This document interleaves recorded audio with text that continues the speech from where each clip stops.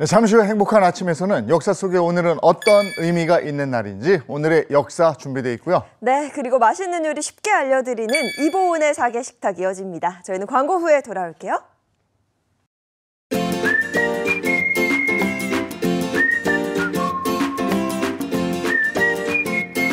안녕하십니까. 행복한 아침 이재용입니다. 안녕하세요. 정예은입니다. 오늘은 10월의 마지막 날, 10월 31일 목요일이고요. 저희는 오늘의 역사 그리고 이보은의 사계식탁 이렇게 준비해놨습니다. 오늘의 역사에서는 지금 이 시기 과거에는 어떤 일이 있었는지 역사 속으로 들어가 보고요.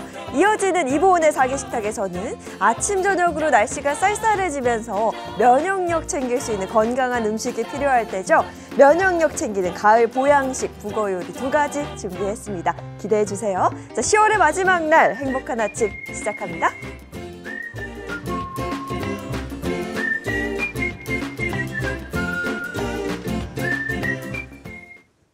화제 이슈를 발빠르게 전해드리는 모닝 브리핑부터 시작하겠습니다. 장현미 변호사와 함께합니다. 어서 오세요. 네, 안녕하세요. 안녕하세요. 첫 번째 이슈부터 전해주시죠. 네, 첫 번째 이슈입니다. 3월에도 주소가 있다는 사실 아시는 분들 많지 않으실 텐데요. 이른바 사물주소란 건 건물이 아니라 시설물에 주소를 부여하는 걸 말합니다. 좀 편의를 위해서 또 편하게 찾기 위해서 주소까지 부여를 하는 건데요.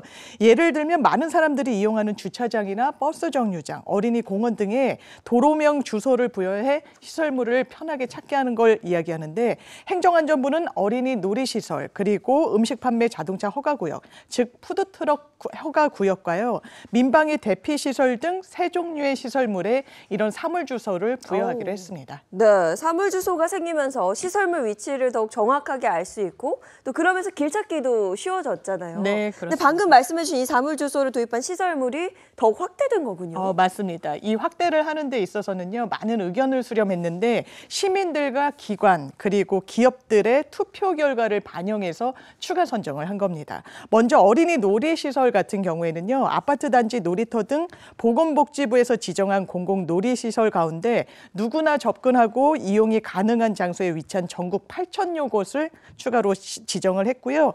민방위 대피시설은 17,000곳이 넘습니다. 또 푸드트럭 영업장소도 일반 시민들이 쉽게 접근할 수 있도록 100여 곳을 추려서 추가 지정했습니다. 네, 위급한 상황에서 사물주소를 딱 대면 금방 찾아올 수 있어서 맞습니다. 훨씬 도움이 되겠어요. 그렇습니다. 위급한 상황에 신고가 들어가면 사물주소가 부여돼 있으면 아무래도 접근이 용이할 수밖에 없습니다. 그래서 당연하지만 경찰과 소방에도 이 사물주소는 공유가 되고요. 신고를 하게 되면 더 빠르고 정확하게 위치 파악이 가능해집니다. 행정안전부 관계자는 지자체의 주소 등록과 표지판 설치 등 과정이 내년 중에는 모두 마무리될 것으로 보인다고 했고요. 사물주소가 부여가 되면 주소정보 누리집 JUSO 주소.go.kr에서 구체적으로 확인도 가능하십니다. 그러니까 사물주소가 발전하면 모든 전국에 있는 것들이 이 주소로 데이터베이스화 될 수 있으니까 훨씬 더 활용하기가 좋겠는데. 네. 다음 이슈 전해주시죠. 네, 두 번째 이슈입니다. 잊을만 하면 터지는 게 바로 전세 사기 사건들인데요. 많은 임차인들을 불안에 떨게 하는 그런 사건입니다. 최근에는 전북 전주에서 무자본 갭 투자로 거액의 170여 원이라는 거액을 편취한 임대인이 붙잡혀 충격을 주고 있습니다. 와, 170억 원이면 규모가 상당합니다. 피해자가 얼마나 될까요? 예, 일단 이 건물주는요, 본인 명의가 아닌 차명으로 2020년 7월에 전주에 있는 구축 빌라 19채를 샀습니다. 그리고 무려 세입자 235명과 임대차 계약을 체결했는데요. 그때 챙긴 보증금이 173억 원인데 지금까지도 돌려주지 못하고 있다고 합니다. 피해자의 94%, 221명이 안타깝게도 40대 미만의 사회 초년생들이었는데요. 이들 모두 건물주 말만 듣고 또 공인중개사까지 신뢰를 줬기 때문에 안타깝게도 전세보증보험에는 가입을 못했던 것으로 파악이 되고 있습니다. 지난 5월 세입자의 고소장을 접수하고 본격적인 수사가 착수가 됐는데 현재 경찰은 이 건물주 소유의 차명 빌라 등을 확인한 상태고요. 이들이 얼마나 조직적으로 움직였냐면 공인중개사 그리고 이 자신의 명의를 빌려주는 공범들 이렇게 팀을 나눠서 조직적으로 이 범행에 가담했습니다. 이 조직적으로 이랬다면 진짜 나쁜 사람들이고요. 네. 무자본 갭 투자, 자기 돈 하나도 안 들이고 이렇게 해서 사기쳤다는 거 아니에요? 그렇습니다. 말씀 주신 대로 무자본 갭 투자는요. 자기 돈을 들이지 않고 이런 빌라들을 매입해서 임대차 사기를 친 겁니다. 돈 들이지 않고 임대차 보증금과 담보대출금만으로 빌라, 건물 등을 인수했던 건데요. 이 건물주 같은 경우에는 편취한 보증금으로 찜질방 매입 등 개인 사업에 투자를 했다고 합니다.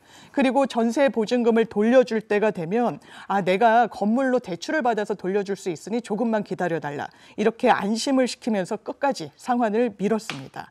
일단 경찰은 대부분 세입자가 전세 보증금을 돌려받지 못한 데다 이 건물주 알고 봤더니 신용불량자이기까지 했기 때문에 사기 혐의는 입증이 비교적 용이할 걸로 보고 구속 수사 중인데요. 일단 전세 피해를 막기 위해선 임차인 스스로가 꼼꼼히 챙겨보실 필요가 있습니다. 국토교통부의 그 홈페이지에 들어가시면 실거래가 조회가 가능한데 실거래가 조회를 반드시 보시고요. 공인중개사로부터 등기부등본을 제시받을 때 본인이 직접 발급받아도 되지만 일단 발급받으시면 이 선순위, 근저당 등 권리관계가 어떻게 되어 있는지를 따져보실 필요가 분명히 있습니다. 제 주변에도 이거 전세 사기 당한 사람이 있는데 네. 사연 들어보면 정말 절절하거든요. 이 전세 사기범이나 각종 사기범들 제발 좀 강하게 처벌했으면 좋겠어요. 발붙이지 못하게. 네. 자, 다음 이슈 전해주시죠. 네, 세 번째 이슈입니다. 정말 주차난이 심각한 상황인데요.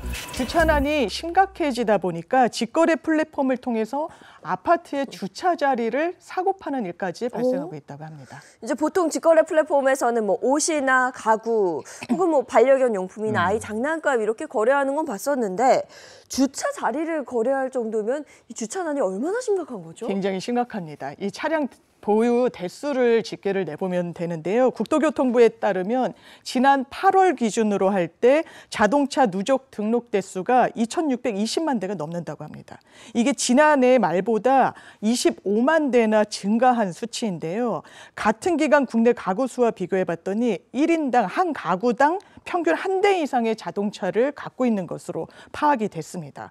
거기에 비해서 주차 공간은 턱없이 부족한 상황입니다. K아파트 공동주택 관리정보 시스템을 보면 한 가구당 부여된 주차 공간은 1.5대에 불과했습니다. 직거래 플랫폼에서는 어떤 식으로 주차 공간이 거래가 됩니까? 네. 저에게 뭐 주차 공간이 필요합니다. 파실 분 연락 주세요. 이런 식인데요. 이를테면 모모 아파트 주변 월 주차 자리 구합니다. 가격 제시해 주세요. 최소 3개월 이상 주차할 예정입니다. 이렇게 구매글 올리면 또 판매글도 잇따라 올라오면서 이 거래가 이루어지는 겁니다. 최근 주차 자리를 판매했다는 한 아파트 입주민 같은 경우에는요. 본인은 차량을 사용하지 않기 때문에 주차 공간을 활용해 보려고 판매 글을 올렸더니 예상외로 대단히 금방 그리고 많은 사람들이 연락을 줬다. 이렇게 밝혔는데요. 이게 아파트 입주민이 아닌 사람한테 파는 구조다 보니까 이거 혹시 보안에 문제가 있는 거 아니냐 이런 우려도 나옵니다. 하지만 실제 입주민이 본인이 직접 가서 주차 스티커를 발급받은 다음에 교부하는 방식으로 이루어지다 보니까 적발은 쉽지가 않다고 합니다. 시내나 상업시설 많은데 차 가지고 나가보면 다 실감하실 거예요. 네. 주차 때문에 몇 바퀴를 도는 난리죠. 경우가 있는데 야 이거 주차난 어떻게 해결해야 될지 모르겠습니다. 다음 이슈 전해주시죠. 네, 정말 훈훈한 소식 마지막으로 갖고 와봤습니다. 부산의 한 아파트 경비원이 쓰레기장에 버려져 있던 금 20돈의 주인을 찾아줘서 표창을 받았다는 소식입니다.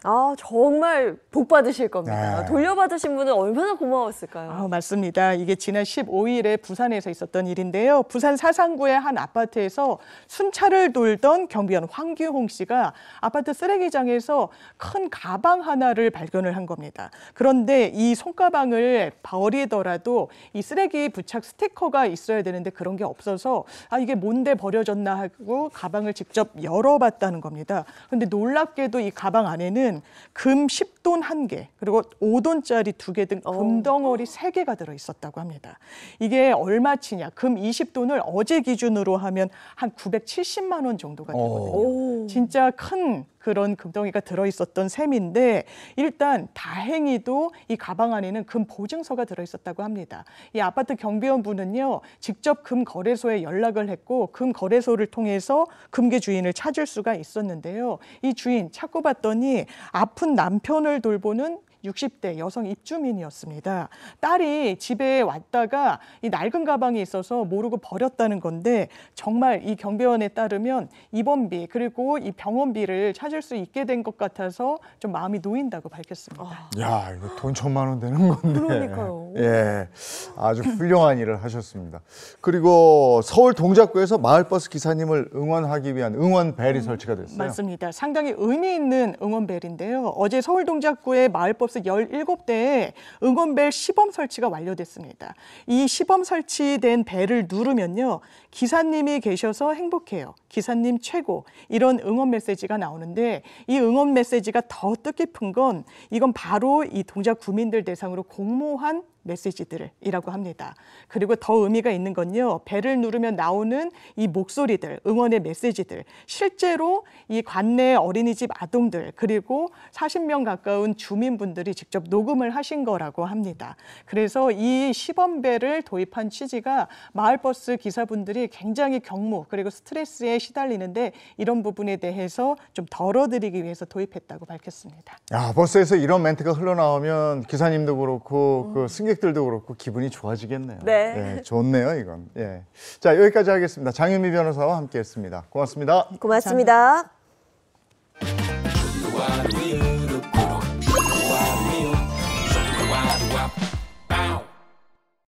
요즘에 우리 일상이 굉장히 스마트해졌다는 걸 뭐 매번 느끼죠. 스마트폰 없는 세상 이제는 뭐 생각할 네. 수가 없게 됐고 그 외에도 뭐 다양하게 있습니다. 자동차 자율주행이 어느 정도는 또 되는 거잖아요. 맞습니다. 이게 다 사실 기술 혁신 덕분인데요.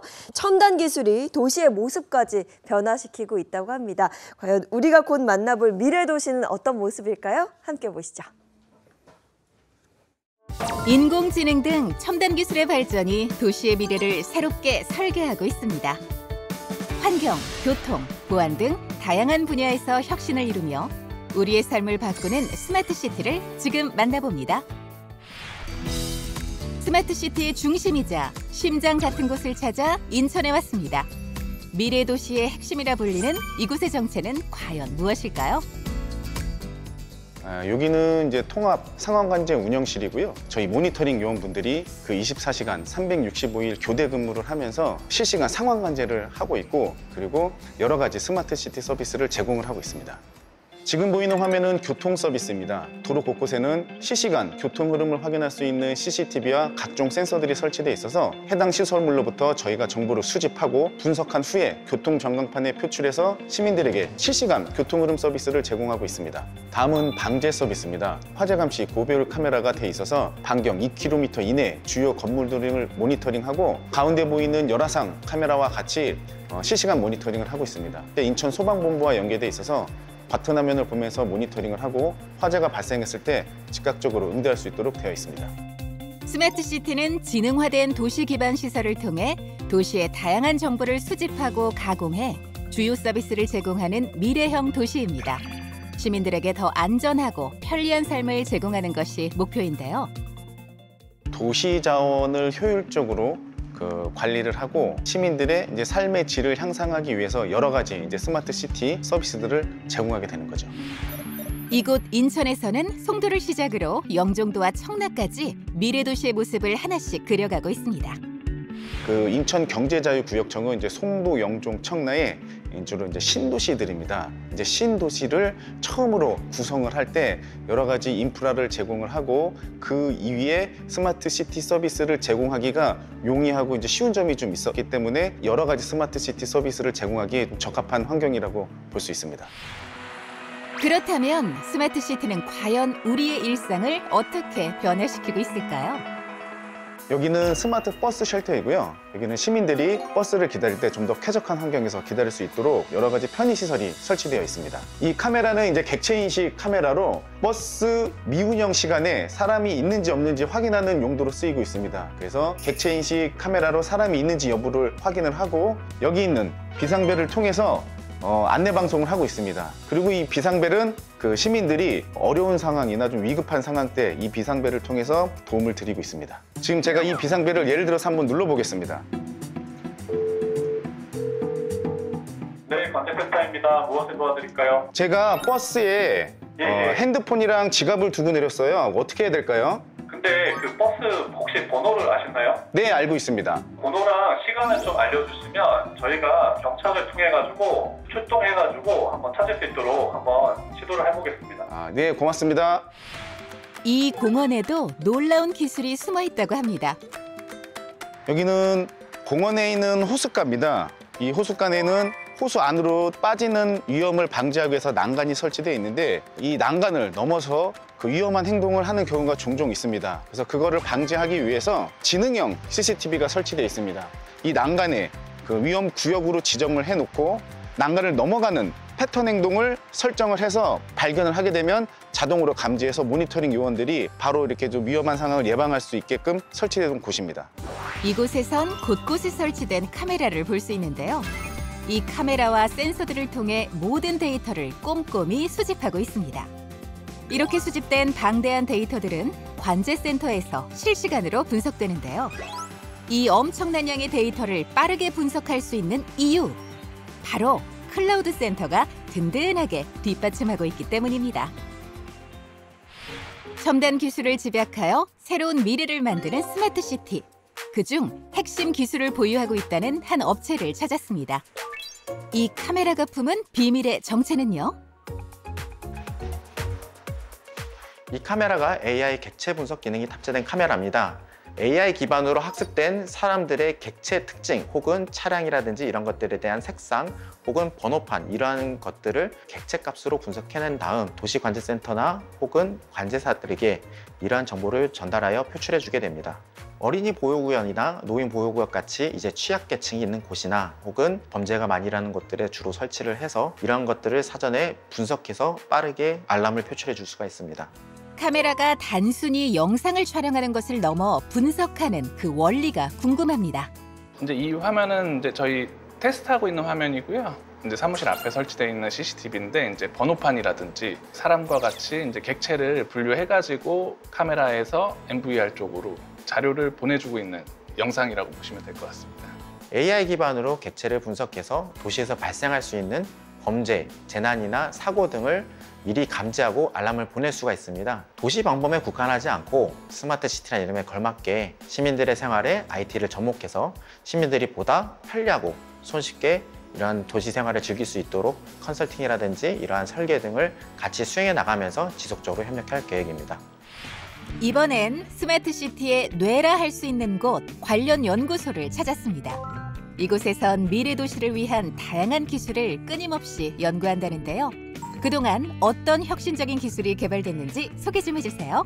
네, 해당 플랫폼은 통신국사 관리 관제 플랫폼으로 아이페이지에서 관리하는 무인국사의 여러 가지 관제 사항을 모니터링하는 통합 관제 플랫폼입니다. 해당 플랫폼에서는 무인국사에서 발생하는 여러 가지 화재, 누수 등의 돌발 사항에 신속히 대처하기 위해 개발 중인 플랫폼입니다. 이 장비는 BIS 시스템입니다. 인천시와 아이페이지에 BIS 버스 도착 정보 및 부가 정보를 제공하고 있습니다. 해당 장비들은 기존의 CS 시스템을 통해서 각 장비들에 대한 개선 사항이 발생했을 때 즉각적인 대응보다는 현장 방문을 통해서 장비를 업그레이드해야 되지만 저희 바로버스 시스템은 서버에서 관련된 개선 사항을 적용하여 단말엔 바로 적용이 가능할 수 있게 개선한 시스템입니다. 우리가 AI, 빅데이터라고 하면 굉장히 어렵고 멀리 있다고 생각하시는 분들이 많은데요. 일상생활에 필요한 솔루션과 시스템을 개발해서 인천 시민분들, 더 나아가 국민분들이 일상에서 편리한 기술들을 쉽고 빠르게 접하실 수 있도록 노력하겠습니다. 최첨단 기술과 함께 더욱 안전하고 편리하게 변해가는 우리의 일상. 더 나은 미래를 꿈꾸게 하는 스마트 시티의 혁신을 응원합니다.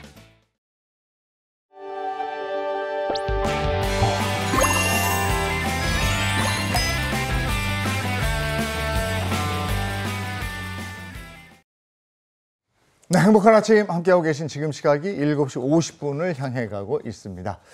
오늘은 과연 역사 속에서 어떤 의미가 있는 날인지 오늘의 역사 시작하겠습니다. 개그맨 정철규 씨 함께합니다. 어서 오세요. 네, 안녕하세요. 베이비 핑크가 잘 어울리는 남자 개그맨 정철규입니다. 반갑습니다. 네, 오늘도 우리를 역사 속으로 이끌어 주실 역사학자 이익주 교수님 반갑습니다.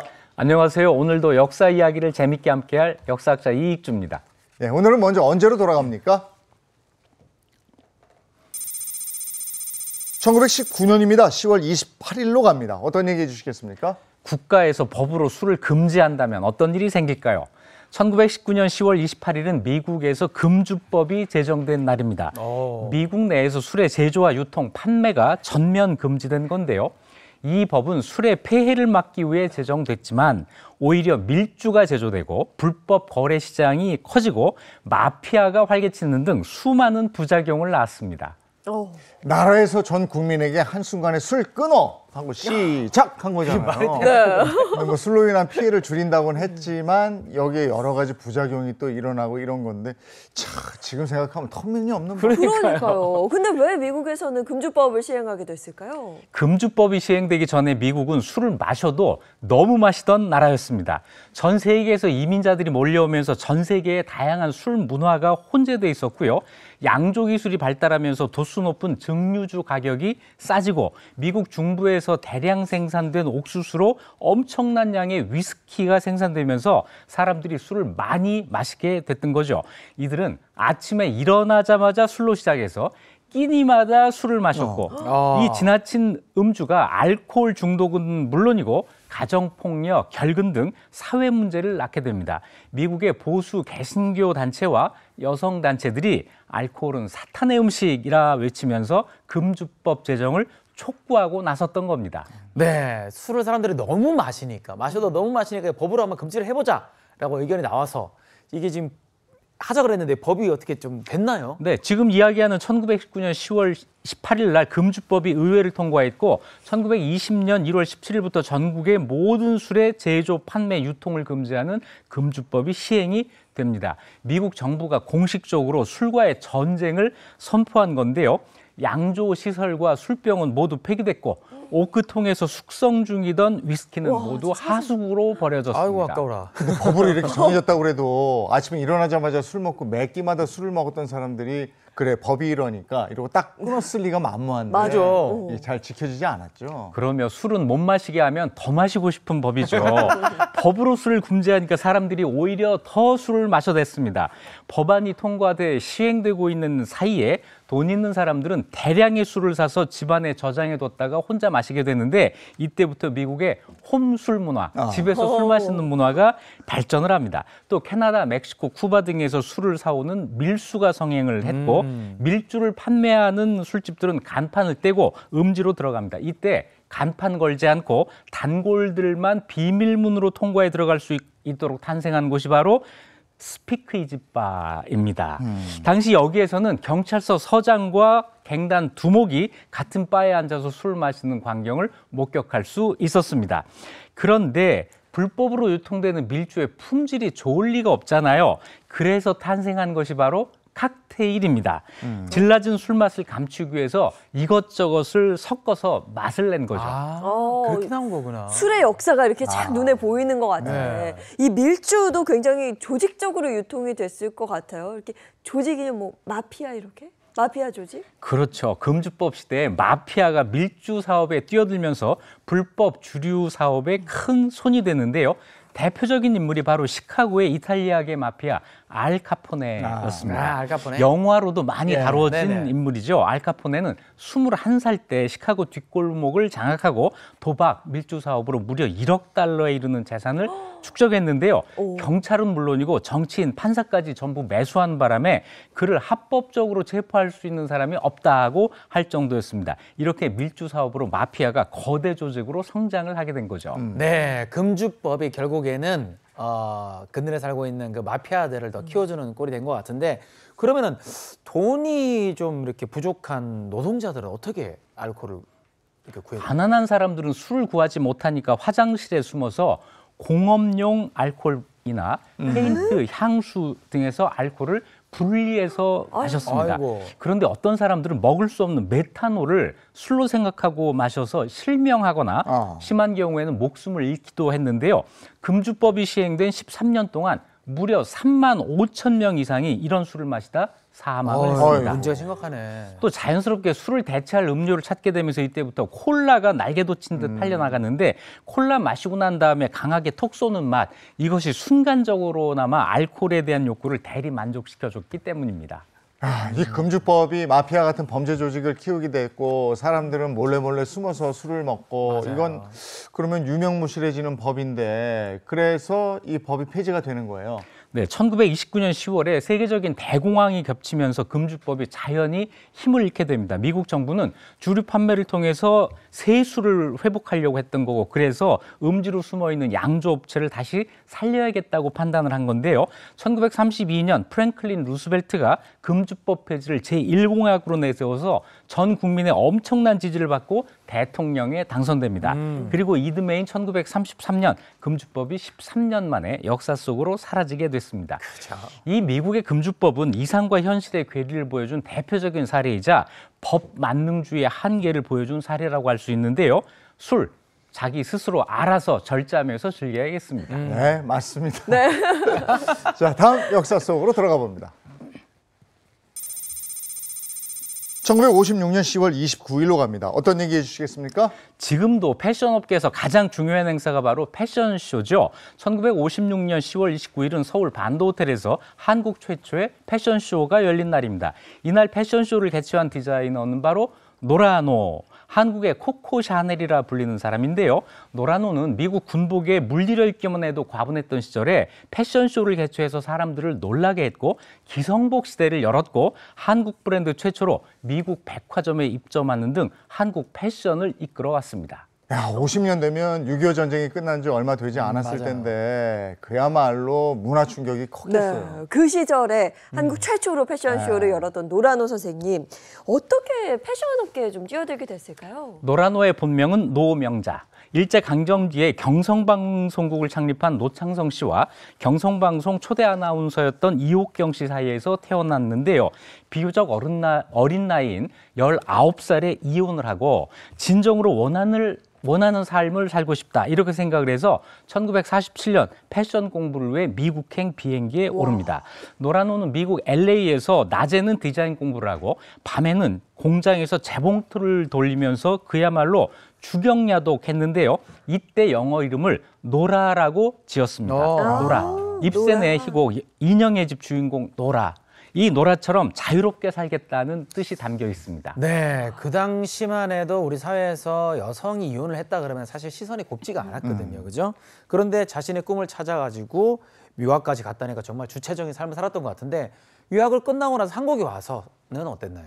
노라노는 전쟁 중이던 1952년 서울 명동의 의상실 노라노의 집을 열어 고급 맞춤복을 제작하기 시작합니다. 우리나라 패션 디자이너 1세대의 시작이죠. 주요 고객은 미군 장교와 외국 대사 부인들이었고요. 연극 햄릿의 주인공 김동원 씨의 의상을 만드는 등 무대 의상을 만들면서 입소문을 타기 시작합니다. 전국에 노라노 양재학원, 노라노 의상실, 노라노 예식장 등 그의 이름을 도용한 곳들이 무단으로 생겨나기도 했습니다. 이 패션의 불모지였던 한국의 노라노 패션이 이제 쫙 물들기 시작하는 건데 네. 한국 최초의 패션쇼는 어떻게 도전하게 되는 겁니까? 네, 한창 명성이 높아질 때 노라노는 1956년 프랑스에서 반년간 공부하면서 견문을 넓혔고요. 한국에 돌아와서 자신의 패션쇼를 계획하는데 문제가 있었습니다. 첫째는 전문 모델이 없었고, 둘째는 원단값이 너무 비쌌다는 거예요. 그래서 노라노가 생각해낸 아이디어는 양장점 고객들을 모델로 쓰자라는 거였습니다. 당시 부유층 부인과 딸 그리고 단골 영화 배우들을 설득해서 모델을 섭외했고 한 달간 워킹 연습을 시킵니다. 노라노는 국가 경제에 도움이 돼야겠다는 생각에 100% 국산 원단을 사용하려고 했는데요. 이 소식이 알려지자 상공부 장관이 직접 나서서 원단 업체를 연결해줬고, 그래서 원단 문제를 자동적으로 해결할 수 있었습니다. 네, 정말 그 안 되면 되게 하라 라는 그 정신이 투철한 것 같은데, 그러면은 패션쇼는 어떻게 좀 성공을 했나요? 네, 1956년 10월 29일 노라노는 반도호텔, 지금의 롯땡 호텔이 되겠습니다. 여기에서 우리나라 최초의 패션쇼를 여는데요. 당시 100명 정도의 관람객이 참관했고 여류 소설가 김말봉이 사회를 맡고 작곡가 박춘석이 피아노 연주를 했습니다. 이어 당시 최고 인기 배우였던 조미령, 최은희 씨와 1957년 초대 미스 코리아 진 박현옥 씨가 화려한 의상을 입고 무대에 등장을 하는데요. 6명의 모델이 50여 벌의 의상을 선보였습니다. 양장 패션이 낯설었던 탓에 옷의 앞뒤를 바꿔 입은 일도 있고 워킹을 하다 넘어질 뻔한 해프닝도 있었지만 사람들은 모두 즐거워했고 여기저기서 갈채가 쏟아지고 패션쇼는 대성공을 거둡니다. 이게 어려웠던 시절에 가난을 잊고 희망을 꿈꾸게 했던 맞아요. 그런 패션쇼였던 것 같은데요. 특히 노란우 선생님은 뭐 여배우나 가수들 옷도 많이 만들어서 입혔다면서요. 근데 당시 영화 의상은 그의 동무대였어요. 엄앵란 씨는 의상은 노란 옷 것만 이런 문구를 영화 출연 계약서에 적었을 만큼 노란 옷 마니아였는데요. 엄앵란 씨의 패션 코드였던 오드리 헵번 스타일은 모두 노란 옷 작품이었습니다. 최은희, 김지미, 조미령, 도금봉 씨 등 당대 최고의 스타들이 노란 옷을 입었습니다. 또 우리나라의 미니스커트를 처음 알린 윤복희 씨에게 서울 첫 콘서트 당시 미니스커트를 입혀 시대를 앞서간 패션을 보여줬고요. 펄 시스터스에게는 판탈롱을 입혀서 당시 나팔바지 선풍을 일으켰습니다. 정말 한국 패션을 제대로 이끌어간 분이군요. 그러니까 한국의 코코 샤넬 이런 별명이 붙을 정도였는데 그 노란호 선생님은 또 저 일반인들도 부담 없는 그런 옷을 시도했잖아요. 네, 노란호의 패션 철학은 입을 수 없는 옷은 만들지 않는다라는 거였다고 합니다. 그래서 여성들이 저렴한 가격에 더 멋진 옷을 입게 하자라는 거였는데 1963년 우리나라 최초로 디자이너가 만든 기성복 브랜드를 만들었습니다. 그리고 1979년엔 기성복으로 한국 브랜드 최초로 미국 백화점에 입점해서 뉴욕 메이시스 백화점 쇼윈도를 점령을 합니다. 그 당시 홍콩 등 아시아 시장에서 카피가 성행할 정도로 이름을 떨쳤습니다. 노란호는 여전히 96의 현역 최장수 디자이너로 한국 패션에 살아있는 역사가 남아있는데요. 나는 옷을 통해 여성의 몸의 움직임을 바꾸고 생각을 바꾸고 자존심을 갖게끔 노력했다라는 말처럼 노란호는 패션의 불모지 한국에서 여성들이 아름다운 옷을 당당하게 입을 수 있도록 평생을 바쳤습니다. 대단하시네요. 와, 진짜 살아있는 대단한 전설이죠. 네, 다음 역사로 가보겠습니다. 1990년 11월 1일로 갑니다. 어떤 얘기 해주시겠습니까? 이날은 참 안타까운 일이 있었는데요. 1990년 11월 1일은 가수 김현식 씨가 세상을 떠난 날입니다. 김현식 씨는 특유의 애절한 목소리로 사랑했어요, 비처럼 음악처럼, 내 사랑 내 곁에 등 수많은 히트곡을 남기며 사랑받았는데 이날 건강 악화로 32세 젊은 나이에 우리 곁을 떠났습니다.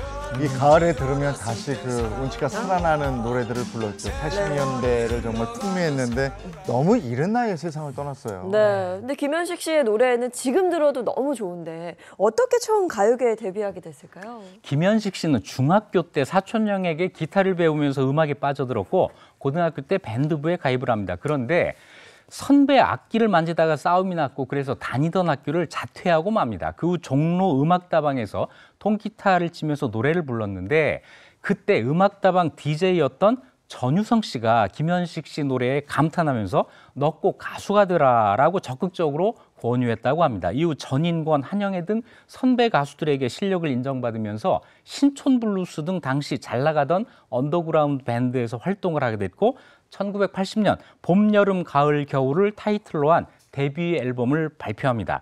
하지만 유행을 앞서간 이 데뷔 앨범은 큰 성공을 거두지는 못했습니다. 네, 1집 앨범은 비록 빛을 보지 못했지만 2집부터 대박이 나기 시작했잖아요. 특히 사랑했어요. 이거 정말 지금 들어도 너무 명곡이지 않습니까? 네, 그땐 몰랐지만 참 명곡이죠. 1984년 2월 앨범에 실린 사랑했어요는 한국인이 가장 사랑하는 가요 중 하나죠. 이때부터 그는 정말 스타 가수로 자리를 잡았는데요. TV에 거의 출연을 하지를 않았어요. 그래서 김현식 씨가 나온 콘서트는 항상 매진이었습니다. 이후 김종진, 전태관, 장기호, 유재화 씨와 함께 김현식과 봄, 여름, 가을, 겨울이라는 밴드를 결성했고 이후 유재하 씨가 빈 그 자리에 박성식 씨가 합류하게 됩니다.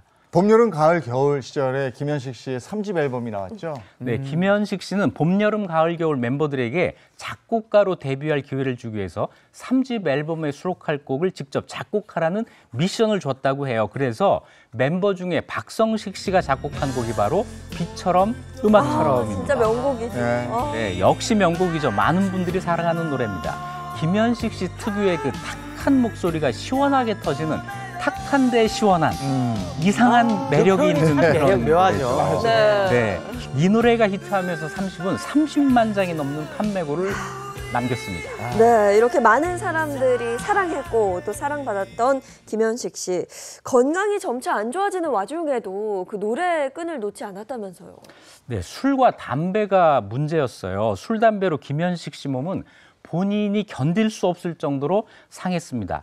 의사가 술을 마시지 말라고 당연히 권했지만 술로 고통을 이겨내면서 무대를 떠나지를 않았습니다. 하루는 신촌 블루스 공연을 준비하던 중에 한영애 씨가 공연해야 하는데 왜 술을 마시느냐라고 다그치자 나 술 안 마시면 노래를 못해. 몸이 떨려서 마이크가 입에 닿질 않아라고 말했다고 합니다. 얼굴이 붓고 복수가 찬 상태에서도 술의 힘을 빌려서 노래를 하고 싶었던 거죠. 네, 결국 김현식 씨는 그렇게 대중들의 곁을 떠났습니다. 그죠? 네, 1990년 11월 1일 김현식 씨는 32세 나이에 간경변증으로 눈을 감았습니다. 마침 유재하 씨가 세상을 떠난 지 3년 만에 같은 날 11월 1일 날 세상을 떠난 거죠. 김현식 씨를 그리워하고 추모하는 움직임이 그 뒤에 가요계에 이어졌는데요. 그 결실로 1991년 1월 김현식 씨의 유작 6집 앨범이 나오게 됩니다. 이 앨범에 실린 노래가 바로 내 사랑 내 곁에입니다. 거칠고 이 절절한 목소리가 그의 인생의 파도를 보여주는 듯하죠. 녹음 당시 몸 상태가 너무 안 좋아서 병원에 가만히 누워 있어야 하는 상황이었지만 병실을 탈출해서 이 노래를 녹음을 했다고 합니다. 앨범이 끝내 완성되지 못했지만 동료들의 도움으로 이 세상의 노래가 나온 겁니다. 비처럼 음악처럼 자유로운 삶을 살다간 가수 김현식 씨. 그는 떠났지만 그의 노래들은 아직도 많은 사람들에게 불리면서 많은 위로를 주고 있습니다. 내일부터 11월이죠. 11월에 김현식 씨 노래 정말 잘 어울리는데요. 네. 제가 좋아하는 노래 하나 추천해드리죠. 네. 네. 추억 만들기. 아, 정말 만들기. 11월엔 추억 만들기입니다. 네. 새끼 손가락 걸고 영원하자던 그대는 지금 어디에. 아, 좋지. 오. 네. 추억 떠올리는 분들 많으실 거예요. 네. 다음 역사로 가보겠습니다. 1999년 10월 30일로 갑니다. 어떤 얘기 해주시겠습니까? 1999년 10월 30일은 대한민국에서 세 번째로 피해가 컸던 화재 사고, 인천 인현동 화재 참사가 있던 날입니다. 인천시 중구 인현동의 한 건물에서 일어난 화재로 건물 안에 있던 57명이 사망하고 79명이 다쳤는데요. 와. 사망자 57명 중 1명 빼고 나머지는 모두 청소년들이었습니다. 네, 이때 사망자가 대부분 청소년이라 더 네. 많은 분들이 충격스러워했죠. 네, 대체 그곳에서는 무슨 일이 있었는지 그리고 왜 그 현장에 그렇게 아이들이 많이 있었는지 좀 짚어봐야 할 것 같아요. 네, 이 화재 사고가 난 인현동은 그 당시에 PC방, 오락실, 노래방 등이 밀접한 당시 10대들의 핫플레이스였어요. 사고가 일어난 건물은 3층짜리 상가 건물이었는데요. 지하 1층에는 노래방, 1층에는 고깃집, 2층에는 호프집, 3층에는 당구장이 들어가 있었습니다. 이 중 지하 1층 노래방과 2층 호프집은 34세의 정 씨 소유였는데요. 이 정 씨는 인현동 청년재벌로 불리면서 운영하는 가게만 무려 8개. 특히 오. 청소년들을 대상으로 신분증 검사도 안 하고 호프집을 운영했고 호프집을 이용하면 PC방 무료 이용권을 주는 등 호객 행위까지 했습니다. 결국 그가 운영한 호프집은 청소년 전용 술집이 되어버렸고 매일매일 청소년 손님들로 북적였습니다. 화재가 일어난 날도 마찬가지였어요. 네, 이렇게 청소년을 상대로 지금 영업을 한단 말이죠. 그러면 이게 경찰이 단속을 해야 되는 거 아닙니까? 호프집이 이렇게 버젓이 불법 영업을 한 건 사장 정 씨와 관내 경찰 담당 공무원들 사이에 유착이 있었기 때문에 네. 가능한 일이었습니다. 정 씨는 이들에게 지속적으로 돈을 건네며 단속을 피해갔고 심지어 경찰관 중에서 정 씨 소유 집에서 임대료 없이 전세를 산 사람도 있었다고 합니다. 아이고 참. 이 업소는 사고 7개월 전인 1999년 3월에 안전기준 미달로 적발돼서 영업장 폐쇄 명령을 받은 상태였는데 화재 당시 정 씨가 인수해서 무허가 영업을 하고 있었습니다. 청소년 상대로 호프집을 운영하고 술 먹고 이러고 있는데 네. 그 경찰관하고 공무원이 이걸 단속을 안 하고 도와줬다. 이거 참 정말 화재는 근데 어떻게 시작된 거예요? 화재가 난 1999년 10월 30일은 마침 토요일이었고 이날 인천 시내 10개 고등학교에 가을 축제가 있던 날입니다. 정 씨의 2층 호프집에서는 가을 축제가 끝난 뒤 뒤풀이를 즐기던 학생들이 모였고 50평 남짓 호프집에 120명 정도의 손님이 들어차 있었습니다. 처음 불이 난 건 오후 6시 55분쯤이었는데요. 지하 노래방에 내부 수리 공사를 하면서 인부들이 남기고 간 그 신호통이 있었는데 여기에 아르바이트하는 사람들이 라이터를 켰고 신호에 불이 붙으면서 불길이 치솟았습니다. 불은 벽을 타고 건물 전체로 퍼졌고 1층 고깃집에 있던 사람들은 연기와 불길을 보고 재빨리 탈출했고 3층 당구장 사람들도 창문을 깨고 탈출해서 목숨을 건졌는데 유독 2층 호프집에 있었던 아이들만 바깥으로 나오지를 못했습니다. 아니 근데 3층에서도 지금 창문으로 탈출을 했는데 2층 호프집에서 창문으로 뛰어내릴 수도 있었을 때 왜 이게 탈출이 안 됐을까요? 당시 호프집은 창문을 모두 석고보드로 막아버린 상태였기 때문에 탈출구가 출입문이 유일했습니다. 아이들이 올라오는 연기를 보고 출입문으로 몰려갔는데 호프집 매니저가 돈 내고 나가라 라고 하면서 문을 막아버렸습니다. 실랑이를 벌이는 사이에 불길이 치솟아서 결국 유독가스가 가득 찼고 아이들이 출입문으로 탈출할 수가 없게 됩니다. 어둠 속에서 아이들이 비상구 불빛을 찾아 향했지만 이 비상구마저도 소방점검을 위한 눈속임용 가짜였고 비상구를 열자 나온 곳은 어처구니 없게도 화장실이었습니다. 이 때문에 구조 당시 화장실에서 나오지 못한 아이들이 뒤엉킨 채 쓰러진 채 발견이 됩니다. 입구를 막았던 매니저는 자기 혼자 환풍기를 뜯고 탈출했습니다.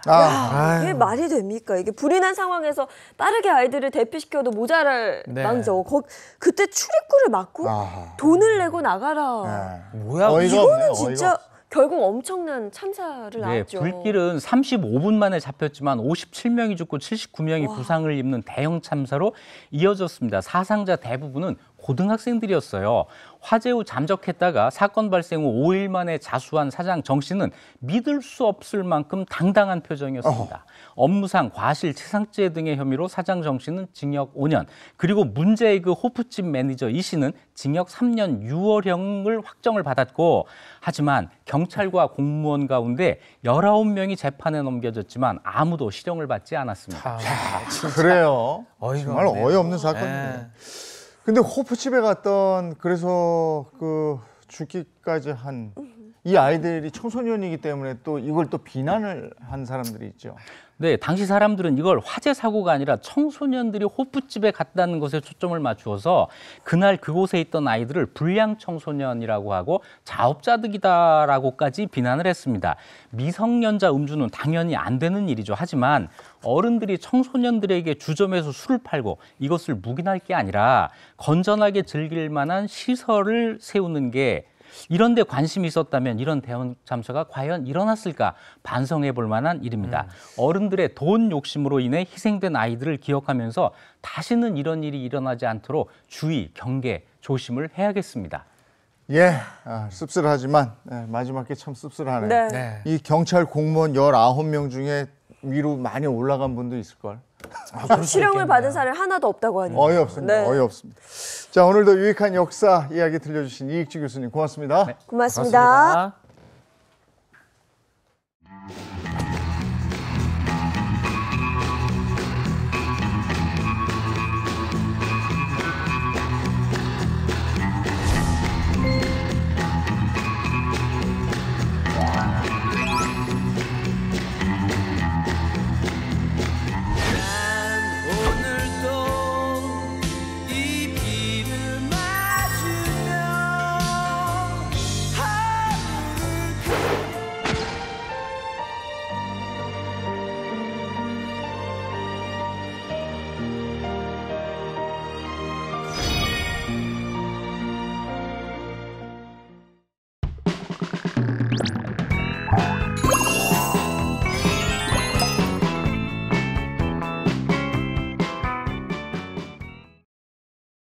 네, 이번에 4개 식탁 시간입니다. 이번 선생님 어서 오세요.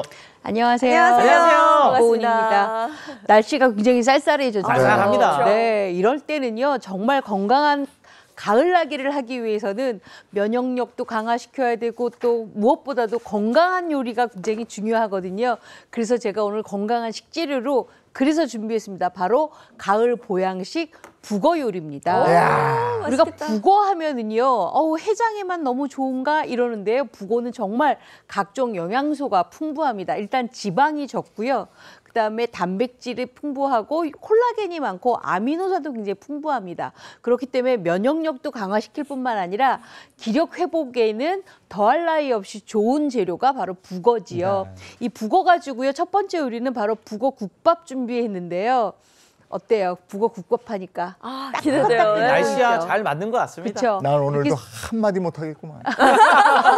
오늘도 그냥 먹방 하실 것 같습니다. 이렇게 스산한 날씨에는 이렇게 따끈따끈한 요리가 굉장히 좋아서 제가 북어 국밥 하나 준비를 했고요. 또 하나는 바로 북어포 고추장구이를 준비했는데요. 우리가 고추장구이 굉장히 맛있게 하시는 분들 많죠. 근데 굉장히 부드럽고 촉촉하게 만드는 포인트가 있는데 그 꿀팁까지 오늘 알려드리도록 하겠습니다. 네, 뭐 사실 북어 요리하면은 뭐 북어 국하고 고추장 구이 요 두 개가 대표로 떠오르는데 이게 사실 집에서 잘못하면 한 2% 부족한 그런 맛이 나거든요. 근데 오늘 이보은 선생님께서 완벽하게 알려주신다니까 잘 한번 배워보겠습니다. 네. 완벽하게 알려드리도록 하겠습니다. 일단 북어포를 준비를 하는데요. 북어채가 아니라 북어포입니다. 이렇게 북어를 말려서 이렇게 넓게 펼친 다음에 말려놓은 거죠. 이게 바로 포예요. 보통 이제 제사상에 많이 올라가기도 하는데 요 포 가지고 북어 구이도 만들고 북어 조림도 만들고 많이들 하시죠. 근데 요거 가지고 오늘 북어 국밥을 할 건데 일단은 요 머리 부분을 조금 잘라줘야 됩니다. 머리 부분을 왜 자르냐 하면 요걸 좀 잘라서 요거는 국물 내는데 조금 쓸 거예요. 그래서 요렇게 좀 잘라주시고요. 아이고, 오세요. 잘 안 돼. 아이고야. 그다음에 꼬리 부분도 꼬리도 이렇게 자르고. 조금 잘라주시고요. 와, 큰일 날 쌤이 뻔했네요. 힘들어하신 경우도 있네요. 그리고 안쪽에 굵은 뼈마디가 있으면 그것도 좀 잘라내시면 좋습니다. 그래서 그걸 잘라낸 것을 버리시면 안 되고요. 요거는 그대로 물을 하나 준비를 해서 살짝 한번 촉촉하게 만들어요. 이렇게 살짝. 좀 풀어줘야 되죠. 그렇죠. 약간만. 그래야 국물이 훨씬 더 많이 나옵니다. 아, 그래요? 요게 말린 상태로 끓게 되면 국물이 조금 덜 나오거든요. 그래서 이렇게 조금 촉촉하게 이렇게 좀 만들어 주시고요. 이렇게 다 촉촉하게 만들었으면 요거 내려놓고 그러면 우리가 이 북어 대가리나 꼬리를 대가리라고 하는 게 맞습니다. 네. 꼬리를 뭐 하냐 하면 요거를요 그냥 버리시지 마시고요. 요렇게 우리 마트에 가면은 요 다시 팩을 하나 네. 판매를 하죠. 요거에다가 이렇게 집어넣는데요. 요것만 넣지 마시고 저는 여기에다 넣는 게 있어요. 바로 고추씨예요. 이 고추씨를 집어넣으면 국물이 훨씬 더 달달하게 감칠맛이 올라올 뿐만 아니라 약간 매콤한 맛도 좀 있겠죠. 그리고 요게 굉장히 뭐랄까요? 단맛을 내는데 아주 좋습니다. 그래서 요거 집어넣고요. 그다음에 요거는 생강이거든요. 생강도 넣어주면 좋아요. 근데 약간 으깨서 넣어주는 게 좋습니다. 그리고 요 마늘도 약간 으깨서 5알 정도 이렇게 넣어주면 훨씬 더 국물이 잘 퍼지겠죠. 그리고 요거는 통후추예요. 통후추도 이렇게 넣어주세요. 그래서 이렇게 감싸주세요. 스튜디오에 모기가 있어요. 그래요? 그래요? 모기도 맛 찾으러 왔습니다. 이렇게 해서 요거 하나 이렇게 준비를 해주시면 되고요. 그러면 우리가 준비했던 요 북어포는 요건 어떻게 하느냐 적당하게 좀 썰어주세요. 이렇게. 물 한번 묻혔더니 살짝 네, 좀 부들부들해졌어요. 네네. 자, 이렇게 썰어서 요거는 같이 넣어주시면 돼요. 국에다가. 네. 이렇게 많이 넣느냐, 왜 많이 넣냐면요. 이게 국밥인데요. 국물을 다 끓이고 난 다음에 이 북어포는 제가 좀 찢어줄 거예요. 그렇기 때문에 이렇게 조금 많이 넣습니다. 어쩐지 선생님께서 보통은 이렇게 탁 떴을 때 숟가락에 네, 딱 그러니까. 올라가는 크기로 잘라주시는데 이번엔 좀 요건 좀 크게 자르네. 크죠. 싶었거든요. 큰 이유가 있어요. 요거는 나중에 이렇게 조금 부들부들할 때 잘라주면 훨씬 더 잘라서. 맛있거든요. 그래서 요거까지 같이 이렇게 해서 준비를 하겠습니다. 자, 그랬으면 저는 북어국밥에 가장 들어가서 맛있는 재료가 있다고 저는 생각해요. 그게 뭐냐면 바로 요 우거지예요. 이 배추 우거지인데요. 요새 배추값이 좀 비싸긴 합니다. 그래서 안에 거 쓰시고 아니면 아예 알배추를 준비해서 안에 거 이렇게 해서 준비해 주셔도 되고요. 아니면 내가 냉동실 안에 보니까 작년에 김장 때 사놨던 우거지 아직까지 얼려놓은 게 있는데 그거 쓰면 안 될까요? 왜 안 돼요? 그거 해동해서 쓰시는데 왜 안 돼요? 그거 냉동실에 너무 오래 있었잖아요. 그러니까 쌀뜨물에 한번 헹궈서 쓰시는 게 냄새 안 나고 네. 좋겠죠. 그래서 이렇게 쪽쪽 찢어서 이것도 준비를 해주세요. 아유, 뭐 국밥에는 뭐 우거지가 거의 뭐 필수적이죠. 뭐 네. 시래기 넣으셔도 되는데요. 네. 오늘은 제가 좀 깔끔하게 우거지 준비를 했습니다. 저것도 추가하려면 3,000원이니까 받아가지고 저는 너무 그래요? 좋아요. 네. 식당에 가면 네. 오. 이렇게 준비를 해주세요. 자, 그 다음에는 지금 가을무가 좀 단맛이 조금 날 때예요. 그렇죠? 네. 그래서 가을무도 이렇게 썰어서 준비를 할게요. 이렇게 큼직큼직하게. 찬바람 불기 시작하면 이제 무가 맞아요. 좋죠. 달달해지면서 달달하고. 그쵸? 요거 이렇게 맛이 납작납작하게 올라오죠. 썰어서 준비하시면 굉장히 무 맛에서 아주 단맛이 많이 올라옵니다. 그래서 오늘 요것도 뭐 이렇게 준비를 찬바람과 잘 할게요. 어울리는 식재료들이네. 그렇죠. 자, 그랬으면 또 넣으면은 단맛 나는 식재료가 있어요. 바로 뭐냐? 요거예요. 대파? 네, 대파예요. 대파. 대파도 긴 대파잖아요. 그 깨끗하게 씻어서 흰 부분, 초록 부분 가리지 다 마시는데 이 초록 부분 조금만 쓰시고요. 왜냐하면 점액질 너무 많이 나올 수 있으니까 흰 부분만 이렇게 4, 5cm 가량으로 썰어서 반 갈라서 준비를 해주세요. 네. 이러면 국물이 굉장히 많이 나옵니다. 그리고 또 하나 중요한 게 바로 다시마거든요. 건다시마도 4방 5cm 크기로 썰어서 한 3장 정도 준비하시면 좋겠습니다. 자, 이러면 저희가 다 준비가 됐거든요. 그리고 또 하나, 국물 내는데 이것만 한 게 없죠. 바로 북어국밥의 국물 내는 쌀뜨물입니다.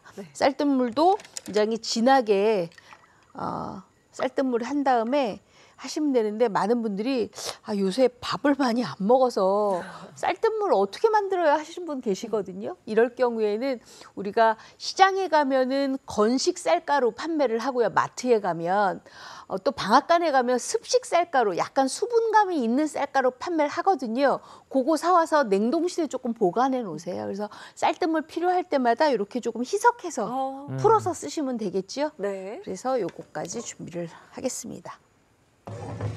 자, 그랬으면 일단 쌀뜨물 먼저 넣어요. 12컵이 필요합니다. 오, 12컵. 네. 왜냐하면 국밥이기 때문에 굉장히 뭐랄까요, 국물이 조금 흥건해야 맛있거든요. 그래서 12컵 먼저 좀 넣고요.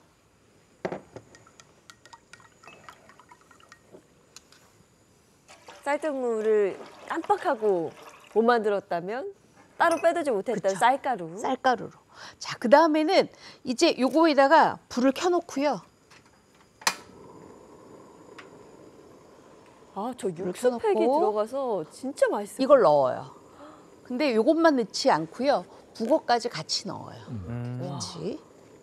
그래서 국물이 조금 흥건하게 많이 나오도록 넣어주세요. 이거는 맛이 없을 수가 없어요. 지금 딱 보기만 해도. 그다음에 무하고 우거지도 넣어주세요. 시원하죠. 그렇죠. 이렇게 배고파. 넣어주세요. 그다음에 여기에 넣어야 될 게 바로 다시마입니다. 건다시마 3장 넣어주시고요. 네. 그다음에 대파도 푸짐하게 이렇게 넣어주세요. 오늘 국밥이라 그랬잖아요. 네. 가마솥 아주 큰 거 걸어놓고 이렇게 하면 훨씬 더 운치도 있고 맛도 많이 우러날 텐데 여기서는 이제 가마솥을 할 수 없으니까 제가 일부러 이렇게 준비를 했습니다. 네. 자, 그랬으면 요거를 이제 뚜껑을 덮어요. 뚜껑을 덮어서 이제 끓일 거예요. 한참 팔팔팔 끓여 놓습니다. 팔팔팔 끓여 놓는데 언제까지 끓이느냐? 우리가 다시마 넣었잖아요. 다시마는 10분 이상이 경과하면 점액질이 많이 나와서 국물에 자칫 쓴맛을 낼 수가 있으니까 10분 정도 끓였다 그러면 뚜껑을 딱 여세요. 그리고 여기에 뭐가 있을까요? 좀 아까 다시마 있었죠. 빼야 되죠. 다시마 빼가지고 이 다시마는 채 썰면 되겠죠. 맞아요. 채 썰어서 이거. 다시 쓰면 되잖아요. 네네. 이건 그렇구나. 채 썰고요. 그 다음에는 요거 빼놔야 되겠죠, 이제. 어. 요거. 그쵸? 육수팩 만든 네, 거. 육수팩 만든 거 이제 빼놔요. 그 다음에는 뺄 게 또 뭐 있죠? 그다음에 뺄게 북어 대가리? 아니죠. 그 육수팩 제가- 안에 있었는데. 아 그래? 북어. 북어. 아, 북어를 빼서 찢어야 이거 되니까. 찢는다 그랬잖아요. 요거 찢을 거예요. 네. 자신의 역할을 다하면 저렇게 나오는 거예요. 이렇게 해서 요것도 잘게 찢어주세요. 네. 맞아, 북어는 이렇게 찢어야 제맛이야. 아. 또 이거 그냥 예쁘게 써는 것보다 찢어야죠. 쪽쪽 찢으면 더 좋죠. 그랬으면 이제 여기에다가 이제 양념을 해야 되겠죠. 양념을 좀 할게요. 네. 양념을 하는데 우리가 된장을 먼저 풀어야 돼요. 그래야 맛있어요. 된장 풀 때 아. 한창 등장하죠. 채가 하나 등장을 합니다. 네네. 그래서 된장을 먼저 좀 풀어주세요. 오 된장. 아, 조대로만 소금 간 살짝 해서 먹어도 맛있을 것 같은데. 그쵸. 양념 된장을 따로 좀 더 풀어요. 맛있죠. 왜냐하면 국밥이기 때문에 살짝 달큰하게 빨간색이 우러나야 좀 맛있잖아요. 이렇게 해서 된장 말끔하게 이렇게 풀어놓고요. 집에선 저 된장을 훅 넣어요. 그러면 덩어리 있는 게 고기인 줄 알고 주워. 아 깜짝 덩어리 놀라죠. 저렇게 그다음에 채치는 게 나아요. 고춧가루를 좀 넣어주세요. 네. 고춧가루. 그리고 여기에다가 간장을 좀 넣어주세요. 국간장이에요. 네. 그리고 요거가 뭐냐 하면은요 바로 맛술이에요. 아까 북어 때문에 맛술 있고 그다음에 또 하나 이제 마지막에 간을 맞추는데 우리 간 맞춤은 뭘로 하느냐 가장 중요한 게 있어요. 바로 멸치 액젓을 한 큰술 넣어주셔야 돼요. 어우, 향 날라온다. 네. 그리고 우리가 이제부터 해야 될 게 있죠. 아까 제가 뭐 했어요? 북어 이렇게 네. 해놨잖아요. 이거 네. 이제 찢어야 돼요.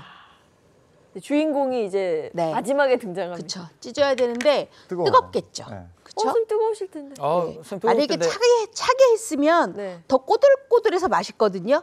아. 그럴 경우에는 손으로 쪽쪽 찢으면 맛있는데 제가 지금 그러니까. 생방송이라 보기만 해도. 어쩔 수 없어요. 네. 가위로 그냥 이렇게 듬성듬성 자르는 밖에. 네. 댁에서는 꼭 요거 손으로 쪽쪽쪽 찢으세요. 네. 그래야 요게 훨씬 더 쫄깃쫄깃하고 맛있습니다. 그 예인 씨가 찢으셔도 될 텐데 그죠? 또 저렇게 해서 좀 식히는 게 좋군요, 그러니까. 그렇죠. 아. 한 소금만 식히잖아요. 그럼 훨씬 더 쫄깃쫄깃해져요. 아. 자, 이렇게 해서 먹기 좋은 크기로 썰어주세요. 손가락에 다 올라가기 좋다. 왜냐면 국밥이기 때문에 조금 자라야 돼요. 네. 너무 크면은 안 되고요. 자, 이렇게 해서 이제 다시 집어넣습니다. 어우, 다시 등장합니다. 이미 그 북어의 향이나 맛은 다 우러난 상태잖아요, 선생님. 다 우러난 상태죠. 자, 그랬으면 요거를 이렇게 어 이렇게 해서 식혔다가 다시 들어가면 끓여요. 또 쫀득쫀득하기도 하겠다. 이렇게 다 끓였으면 요게 이제 완성이 됐어요. 어. 이제 잡수시기만 하면 되는데 네네. 그러면 우리가 보통 국밥이다 그러면 토렴을 해서 먹는다는 얘기를 하죠. 네네. 그래서 토렴을 할 거예요. 제가 일부러 요 큰 대접에다가 밥을 이렇게 준비를 해왔습니다. 자, 그랬으면 요 시점에는 우리가 철규 씨가 나와 있어야 돼요. 아, 요 시점입니까? 그쵸. 예. 딱 나와서 요거를 딱 들고 있어야 돼요. 하하. 왜냐? 토렴을 시켰으니까 국물이 빠질 거 아니에요. 아, 그죠. 그래서 국물로 이렇게 먼저 토렴을 시켜줍니다. 이거 보이시죠? 카메라? 아. 네, 보이시죠? 그랬으면 이렇게. 아. 와. 저렇게 하는구나. 요게 바로 토렴이라는 거예요. 그래야 모든 국밥에 밥알이 탁 스며 있어서 맛있거든요. 그러고 난 다음에 이렇게 국을 떠요. 우리가 보통 이제 국 말아서 먹어라 그러잖아요. 네. 토렴해서 먹어라 그러면 국물에다가 밥을 한번 2번 정도 이렇게 깨끗하게 하고 난 다음에 그 다음에 잡수시는 거예요. 네. 뜨끈뜨끈하게. 제가 토렴을 할게요. 저래야 더. 사실 생방송 중이라 이 토렴하기가 쉽지가 않는데요. 제가 그래도 그죠? 토렴을 좀 해서 드릴게요. 요래야 맛있습니다. 맞아요. 따로 놀지 않고 그쵸. 고래야 탁 떴을 때 맛있죠. 그렇죠. 네. 오늘 좀 알 양이 추울 많아요. 때 아침으로 기가 막힌 거죠. 아유. 저희 사실 지난주 방송 끝나고부터 오늘 얘기를 했었잖아요. 기대된다고. 야, 정말 맛있을 것 같습니다. 오늘 양은 시식이 아니라 정말 한 끼예요, 한 끼. 식사인가요? 예. 양이 많은데요? 네, 왜냐하면 요거 잡수시면서 밥을 조금 남겨두셔야 돼요. 네. 아. 그래야 이따가 북어 고추장구를 아. 같이 드실 수가 네. 있어요. 네. 드디어 왔네요. 네. 야, 아이고. 향을 먼저. 국물. 오, 국물부터. 야,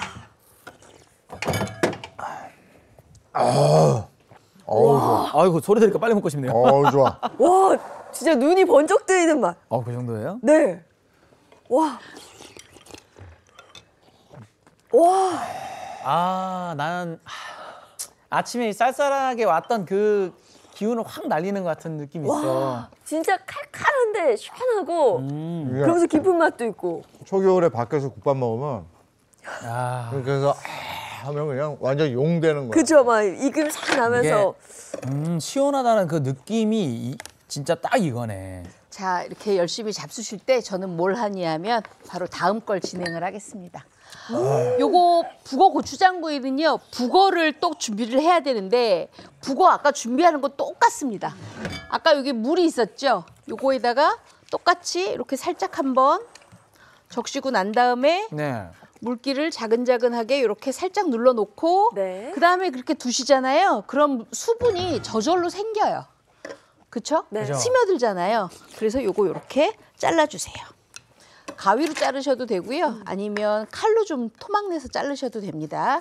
이렇게 잘라 놓으시고요. 원래는 선생님 물을 적시고 난 후에 네. 약간 좀 뒀다가 그쵸? 잘라야 하는 거죠. 뒀다 하는데 제가 지금 그럴 시간이 없어요. 시간이 없어요. 네. 왜냐하면 37분까지 그걸 맞춰야 되기 때문에 그럴 시간이 근데 없어요. 아까 보니까 뭐 한 1분 정도도 안 돼서 벌써 촉촉해지던데. 예. 자, 이렇게 해서 이제 북어가 준비가 됐으면 이제부터는 우리가 뭘 하냐면 여기에다가 쪽파 송송송 썬 거랑 그다음에 마늘채 송송송 채 썬 거를 준비를 해주세요. 그러고 나서는 이제 양념을 준비를 하면 되겠죠. 이제 양념을 준비를 할 건데 양념은 어떻게 준비하냐면 일단 물성을 다 넣어요. 네. 물성을. 요게 지금 뭐냐 하면은요. 앞서도 넣었던 맛술. 네, 맛술. 그다음에 요게 물엿이에요. 제가 왜 뒤집어 먼저 하냐면 고추장 하고 난 다음에 요거를 하면 다 그릇에서 안 떨어지기 때문에 일단 물성을 먼저 다 넣어요. 네. 그다음에 진간장도 먼저 넣어요. 그리고 요거 고춧가루예요. 고춧가루도 하나 정도 먼저 넣고요. 그다음에 이제 고추장을 넣으세요. 여기에다가 고추장을 이렇게 넣어주세요. 이 순서에도 다 이유가 있고 네, 맞아요. 지켜주셔야 돼요. 이렇게 해서 잘 섞어주세요, 요거를. 잘 섞는데 여기에 이제 한 가지 포인트가 있어요. 우리가 보통 북어 고추장구이를 하면 나중에 굉장히 뻑뻑해지거든요. 맞아요. 그 이유가 뭐냐 하면 수분을 쫙 너무 잘 빨아들여서 그래요. 그래서 이 양념장에다 꼭 넣어야 될 게 바로 요거예요. 식용유입니다. 식용유 2큰술만 양념장에다 이렇게 해서 잘 풀어주세요. 이거 진짜 꿀팁인데요. 네, 이렇게 잘 풀어서 이렇게 준비를 해주세요. 자, 그다음에 불을 이제 세게 올려요. 프라이팬에다가. 네. 제가 아까 북어 고추장구이에 가장 촉촉하고 부드럽게 먹는 팁을 알려드린다고 했잖아요. 바로 이거예요. 요거 지금 생수거든요. 생수 4큰술을 프라이팬에다가 이렇게 둘렀어요. 그리고 요거 들기름이에요. 들기름을 2큰술을 둘렀어요. 같이? 네. 자, 그러고 난 다음에는 아까 이 북어 준비했던 거를 이렇게 깔아요. 기름으로 요거를 코팅시키는 게 아니라 기름과 물을 같이 있던 것에 코팅을 시키는 거예요. 그러면 훨씬 더 부드럽겠지요. 네. 수분감이 있어서. 아직 양념이 안 발렸네요, 그죠? 그렇죠. 네. 이게 먼저 구워져야 돼요. 그래야 양념을 바를 수가 있어요. 이렇게.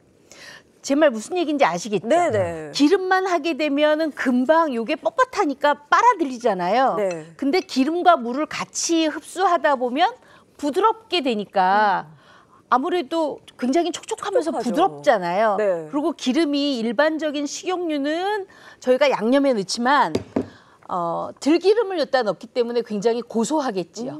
그래서 이렇게 준비를 해주시면 돼요. 벌써 다 구워지고 있거든요. 네. 자, 구워지고 있으면 이거를 어떻게 하냐면 살짝 뒤집어 주세요. 수분감을 묻혀가면서 한 번씩. 늘 좀 퍽퍽하고 마른 것만 그렇죠. 먹었는데 맞아요. 이게 촉촉하다고 하니까 기대가 됩니다. 그렇죠? 자, 그러고 난 다음에는 뭘 하느냐? 우리가 여기 지금 수분감이 다 없어졌어요. 그랬으면 여기에다가 바로 양념장을 끼얹으시면 돼요. 양념장을. 자, 양념장을 이렇게 발라요. 저거를 근데 양념에 재 넣었다가 하시는 분도 계시긴 하죠. 네, 근데 이렇게 발라서 하는 게 훨씬 더 쉬워요. 아, 그죠, 그죠. 네, 이렇게 발라서. 아, 그리고 이 양념 안에도 지금 식용유가 들어가 있어서. 그렇죠. 그렇죠. 윤기가 그래서 네. 나는 거예요. 올 겨울 내내 속이 뜨끈할 것 같은데. 그렇죠. 이재용 아나운서 식사 지금 하고 있습니다. 아, 자, 이렇게 해서 이제 발라주시는데 제가 지금 시간이 없다고 그래서 옆에 좀 하나 만들어놨어요. 네. 이거를 양념장을 발라가면서 계속 굽잖아요. 그럼 어떻게 되느냐? 바로 이 옆에처럼 이렇게 돼요. 오, 색이 보이시죠? 딱 올라왔네요, 진짜. 네. 와. 완전 올라왔죠? 네. 이렇게 만들어지거든요. 그럼 여기에다가 뭘 넣느냐? 아까 우리 쪽파하고 요 마늘채 준비해놨었잖아요. 네. 요거를 그냥 여기다가 이렇게 뿌려주세요. 조금씩. 아, 그 위에다가. 조금씩. 이렇게 올려주세요. 와, 예뻐. 보기도 더 예쁘네요, 진짜. 그쵸. 오. 훨씬 더 정성 들어 보이잖아요. 네네. 이렇게 해서 올려주세요. 아, 이쁘다. 보통 이제 한정식 집 가면 네네. 저렇게 꼭 나오는데. 저게 뭘 올리면 고급스러워 보여요. 맞아요. 이렇게 올려주시고요. 쪽파로 마무리. 아저씨 마무리 빨리 가. 해주시고요. 시간 없어 지금. 또 그 타이밍입니까? 네. 아하, 저쪽에 통깨 좀 갖고 오세요. 네. 야, 이 시간이 사실 중요한데. 저희가 통깨. 또 자, 그랬으면 맛을 봐야 통깨를 되기 위에다가 이렇게 뿌려주세요. 이렇게. 잘. 이러면 이제 끝났어요. 이게 바로 굉장히 간단하다. 부드럽고 촉촉하게 먹는 북어 고추장 구이예요. 네. 그랬으면 요거를 제가 식용유를 해서 구웠기 때문에 훨씬 더 고추장 구이가 맛있어요. 네네. 부드럽고. 요거를 제가 딱 2개씩만 드릴게요. 잡숴 보세요. 어제 만약에 술 먹었다. 네. 오늘 저걸로 끝입니다. 너무 시원해. 네, 우선 두 분 먼저 들어볼 테니까요. 네. 네. 색이 너무 이쁘다. 이 북어 국밥도 먹는데 막 감칠맛이 막 맞아요. 폭발하거든요. 야, 이거 잡숴 보세요. 네. 고추장 이 북어포 구이도 한번 저희가 맛을 볼게요. 밥을 좀 남겨놓은 이유가 있겠죠. 일단 네, 같이 먹어야 되니까. 아, 그대로 먹어야겠네, 진짜. 싹 올려서.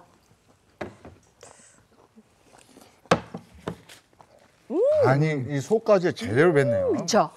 왜냐하면 생수에다가 들기름을 넣고 그다음에 북어를 구웠기 때문에 안에까지 굉장히 촉촉해요. 그러네. 그러고 나서 바로 양념을 발라서 앞뒤로 구웠잖아요. 제가 생방송 중이라 앞뒤로 발라서 굽는 것까지는 못 보여드렸는데 제가 옆에 거 보시면 굉장히 안에까지 촉촉하게 발라져 있는 게 보이시죠? 네. 저렇게 해서 마무리를 하면 아주 맛있는 북어 고추장구이를 드실 수가 있는 거예요. 야, 진짜 쫄깃하고 네. 촉촉하고 너무 맛있습니다. 맛있어요. 네, 선생님 다음 주는 뭐 배워볼까요? 다음 주에는요, 일주일 동안 두고 먹는 밑반찬 2가지 준비했거든요. 요거 기대되시죠? 네, 기대하겠습니다. 본방사수 하시기 바랍니다. 네. 네, 선생님 오늘 고맙습니다. 네, 고맙습니다. 자, 이어서 날씨 알아볼 텐데요. 보통 봄, 가을에는 미세먼지 얘기 많이 나오잖아요. 맞아요. 오늘은 어떨지 궁금합니다. 마지연 기상캐스터 나와주세요. 네, 어느덧 10월의 마지막 날인데요. 가을의 불청객이죠. 미세먼지가 등장했습니다. 중국발 스모그가 한반도를 덮쳤기 때문인데요. 이제 가방에 마스크 하나씩 챙겨 다니는 게 좋겠습니다. 오늘은 중서부 지역에서 대기질이 탁합니다. 밤사이 대기 정체로 먼지가 축적됐기 때문인데요. 오전 한때 미세먼지 농도가 높겠습니다.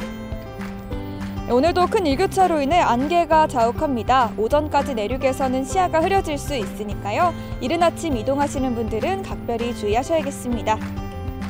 현재 서울의 아침 기온 11.3도 보이고 있고요. 한낮에는 22도까지 크게 오르겠습니다.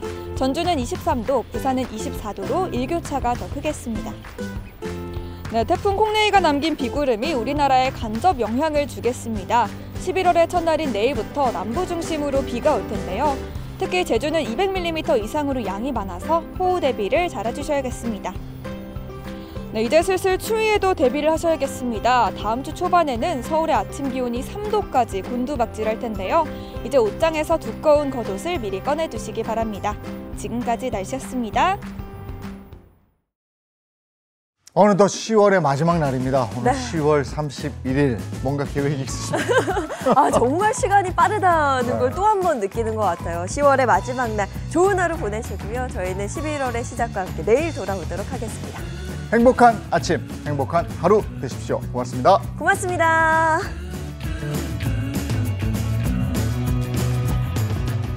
즐겨봐 너의 세상 플레이 더 넥스트 채널 A.